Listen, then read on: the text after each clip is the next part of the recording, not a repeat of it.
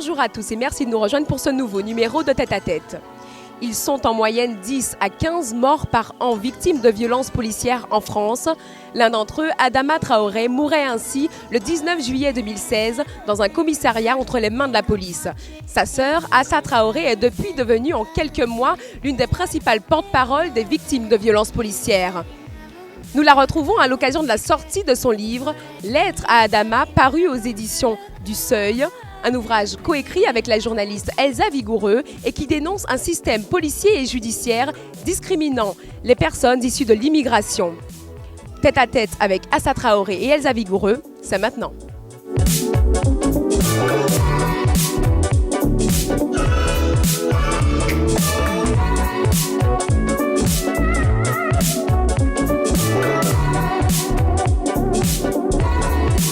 Alors, bonjour Assa Traoré, bonjour Elsa Vigoureux.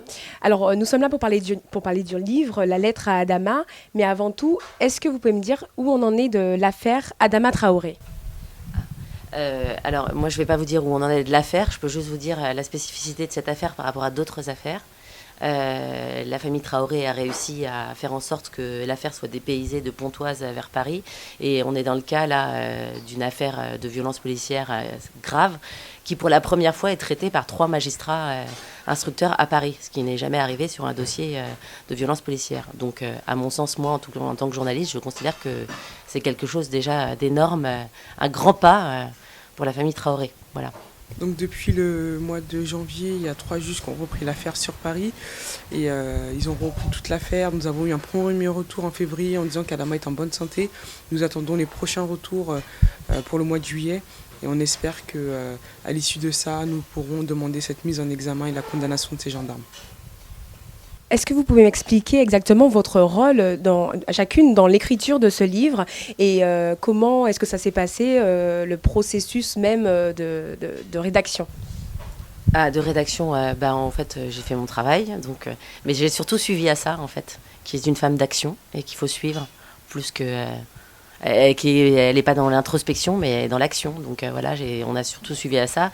Et l'objectif de ce livre, pour Assa, c'était, je crois, mais elle le dira mieux que moi, quand même de montrer que derrière elle, il y a toute une famille et que c'est la force d'une famille qui conduit là où ils sont aujourd'hui. En tout cas, moi, en tant qu'auteur de ce livre, c'est ce que j'ai vu au quotidien. Il n'y a pas juste Assa, il y a Assa en vitrine qui fonctionne médiatiquement et tout, mais après, il y a des bras derrière et de nombreux bras, dont tous ses frères, sa famille, qui est quand même la force de ce dossier, c'est la famille Traoré. Moi, j'ai vu ça en tant qu'auteur, voilà. Qu'est-ce que vous avez emmené en fait dans ce livre ? Quel a été votre rôle vraiment ? Moi, j'ai fait mon métier, mon rôle d'écriture, mais après tout le contenu, c'est Assa, la famille, voilà, c'est Adama. Et après, moi, j'apporte un élargissement synthétique parce que j'ai une vision sur d'autres dossiers. Donc moi, je sais que sur les affaires de violences policières, si on doit raconter l'histoire, c'est la fabrique du non-lieu en fait. C'est des dossiers sur lesquels il y a une mécanique judiciaire qui s'installe pour conduire les familles dans l'impasse et à un non-lieu de manière quasi systématique. Sur les violences policières, il y a très peu de policiers qui sont condamnés à des peines de prison ferme, sauf quand ils ont tiré une balle dans la tête à quelqu'un à bout touchant. C'est le cas de Makomé, qui était attaché à un radiateur dans un commissariat menotté. Alors à la lecture du livre, on se rend compte finalement que c'est la mort de votre frère qui vous a fait prendre conscience de l'ampleur du problème en France. Est-ce que c'est cela ? Non, on ne l'a pas pris à partir de la mort d'Adama. Il faut savoir qu'avant la mort d'Adama, mes frères subissaient des pressions et de l'acharnement de la part de ces forces de l'ordre, que ce soit de la police et des gendarmes. Et au-delà de mes frères, tous ces jeunes garçons qui subissent ça au quotidien, des contrôles à répétition plus de 5 fois par jour, des violences gratuites. On a une police et des gendarmes qui sont mal formés, qui sont indisciplinés. Et bien sûr, et à partir du combat de Adama, de la mort de mon frère, on se rend compte du système et de la machination de la justice et de l'État, et qu'en France, nous sommes dans un pays antidémocratique, et on a envie de dire où est la France, je suis Charlie, parce qu'à travers le combat de mon frère, notre famille a subi des répressions, de l'acharnement, de l'humiliation, des emprisonnements et tout ce qui va avec. Alors, vous parlez dans le livre des différents collectifs qui existent, ou plutôt vous donnez des noms, donc Ramata Dieng, Amal Bentounsi, et vous exposez en fait brièvement leur combat aussi. Vous dites que vous n'êtes pas les seuls. Alors, comment vous vous positionnez exactement par rapport à ces collectifs? Est-ce que vous avez la même... Eux, ils dénoncent clairement un racisme institutionnel. Comment vous vous positionnez par rapport à cela? Nous sommes dans la continuité de toutes ces personnes-là, que ce soit de Ramata ou de Hamal ou du MIB, ou toutes les personnes qui se battent contre ces violences policières. Nous ne sommes pas les premiers à défendre ça. Nous sommes dans cette continuité, mais différemment. Bien sûr qu'il y a du racisme dans tous ces morts. Bien sûr qu'il y a de la discrimination, mais il y a de la discrimination envers ces garçons, envers ces jeunes hommes, mon frère, qui subissent au quotidien dans le quartier, que ce soit des Noirs, des Arabes ou des Blancs qui sont aussi là-bas, qui vivent dans des précarités aussi. Donc c'est tout ça qu'on dénonce. Pour terminer, vous abordez la politique dans votre livre et expliquez qu'il faut s'organiser politiquement. Qu'est-ce que vous envisagez, vous, personnellement Est-ce que vous envisagez de vous engager politiquement ou pas? En tout cas, aujourd'hui, on s'engage à justice et vérité pour Adama. On s'engage à ce que ces gendarmes soient condamnés. On s'engage à ce que ces gendarmes soient ramenés devant une cour d'appel. Et on s'engage à ce qu'ils soient punis à la hauteur de leurs crimes. Et en ce qui concerne la politique, c'est un engagement pour tout le monde. Et je pense que tout le monde devrait prendre part à la politique. Et pourquoi pas créer un parti politique et dénoncer tout ça et prendre les rênes de tout cet État antidémocratique et donner accès aux droits à une minorité de personnes qui ne l'ont pas en France. Et vous continuerez aussi à vous battre aux côtés des victimes, des familles des victimes de violences policières après, dans l'avenir? Le chemin il sera tracé selon comment le combat va nous ramener, où nous emmener en fait. Ensuite, on verra ce qui va se passer.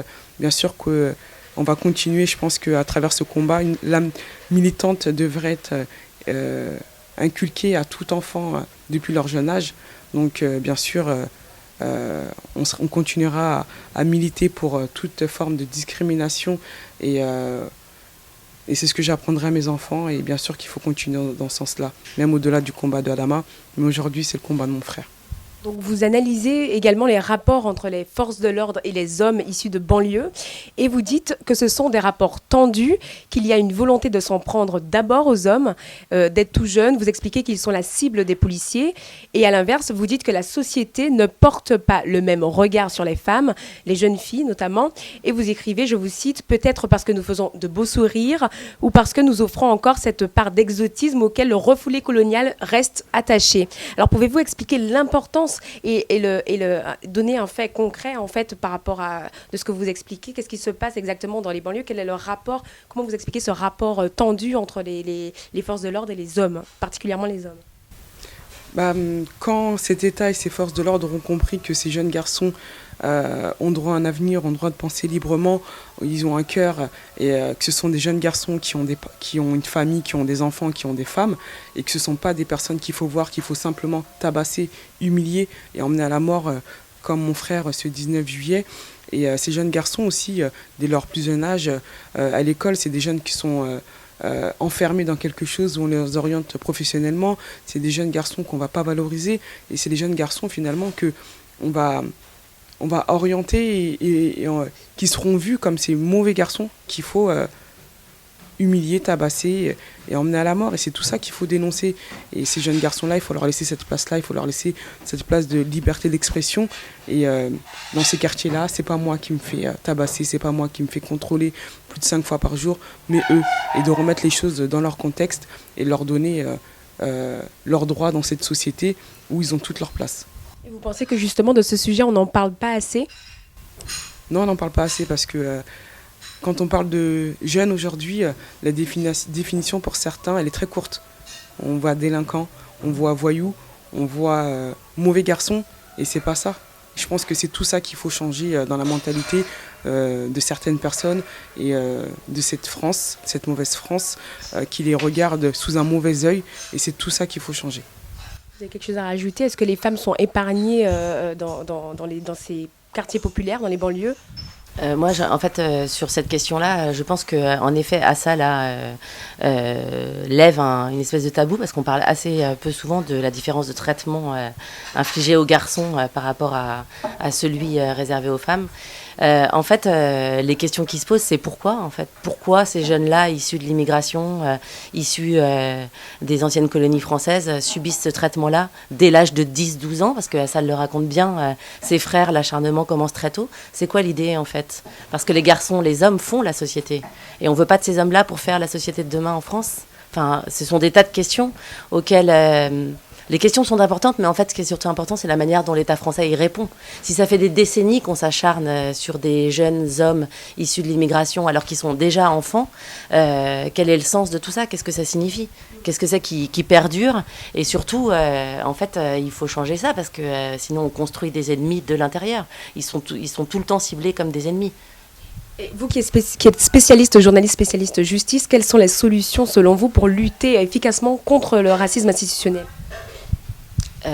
C'est de revoir le système et notamment là, ça en parle très bien. L'impunité policière, ce ne sont pas des policiers en tant qu'individus qui sont en cause, mais c'est pire que ça, c'est un système en fait qui organise cette impunité. Et ça commence là. En fait, c'est vraiment un rapport des institutions aux gens.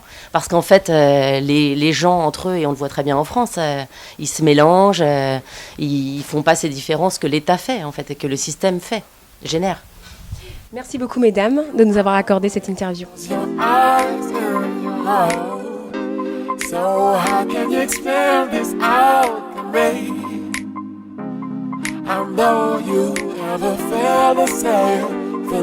Merci à tous de nous avoir suivis. Vous pouvez revoir l'émission sur les réseaux sociaux, Facebook, Twitter, YouTube. Et moi, je vous dis à très vite pour un prochain numéro de Tête à Tête. So how can you explain this out to me? I know you never felt the same feeling. I'm full of your feelings.